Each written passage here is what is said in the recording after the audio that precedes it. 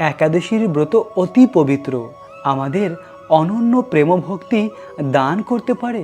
তাই তো একাদশীর ব্রত ভক্তি সহকারে পালন করা উচিত। মাধব তিথি ভাকতির জননী যতনে পালন করি। এই মাধব তিথি একাদশীর ব্রত আমাদেরকে যত্ন সহকারে পালন করা উচিত। একাদশীর ব্রতর মাধ্যমে আমরা অনন্য প্রেম ভক্তি লাভ করতে পারি। তাই তো প্রিয় ভক্ত, ভক্তি ভাব নিয়ে বৃন্দাবন ধামকে দর্শন করুন। আর বৃন্দাবন ধামকে দর্শন করতে করতে অপ্রাকৃত একাদশীর মাহাত্ম্য কথা শ্রবণ করুন। শ্রাবণ মাসের কৃষ্ণপক্ষীয় কামিকা একাদশীর কথা ব্রহ্ম বৈবর্তন পুরাণে যুধিষ্ঠির শ্রীকৃষ্ণের সংবাদে বলা হয়েছে।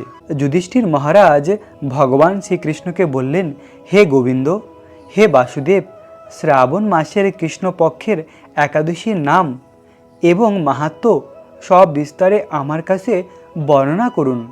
তা শুনতে আমি অত্যন্ত কৌতূহলী।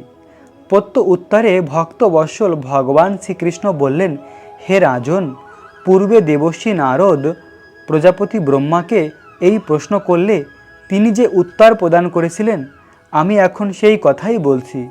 আপনি মনোযোগ সহকারে তা শ্রবণ করুন।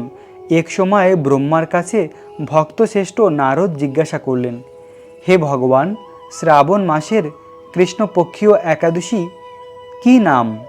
এর আরাধ্য দেবতা কে? এই ব্রতের বিধি বা কীরকম? এবং এই ব্রতের ফলে কি পুণ্যফল প্রাপ্ত হওয়া যায়? তা সব বিস্তারে আমি জানতে ইচ্ছা করি। আপনি কৃপা করে আমার কাছে তা জানালে আমার জীবন ধন্য হবে। শ্রী নারদের কথা শুনে ব্রহ্মা অত্যন্ত সন্তুষ্ট হলেন। তিনি বললেন, হে বৎস, জগৎজীবের মঙ্গলের জন্য আমি তোমার প্রশ্নের যথাযথ উত্তর দিচ্ছি, তুমি তা শ্রবণ করো। শ্রাবণ মাসের কৃষ্ণপক্ষীয় একাদশী কামিকা নামে জগতে প্রসিদ্ধ। এই একাদশীর মাহাত্ম্য শ্রবণে বাজপেয় যজ্ঞের ফল লাভ হয়। ভগবান শ্রী হরির পূজা অর্চনায় অপরিণত পুণ্যফল প্রদান করে। গঙ্গা, গোদাবরী, কাশী, নৈমিষারণ্য, পুষ্কর ইত্যাদি তীর্থ দর্শনের সমস্ত ফল একমাত্র কৃষ্ণ পূজার মাধ্যমে কোটিগুণ বেশি ফল প্রাপ্ত হওয়া যায়। এবং সাগর অরণ্যযুক্ত পৃথিবী দানের ফল, দুগ্ধবর্তী গাভী দানের ফল অনায়াসে এই একাদশীর ব্রত পালন করার মাধ্যমে লাভ হয়ে যায়। যারা পাপ পুণ্য সাগরে নিমগ্ন, এই একাদশীর ব্রত তাদের উদ্ধার লাভের একমাত্র সহজ উপায়।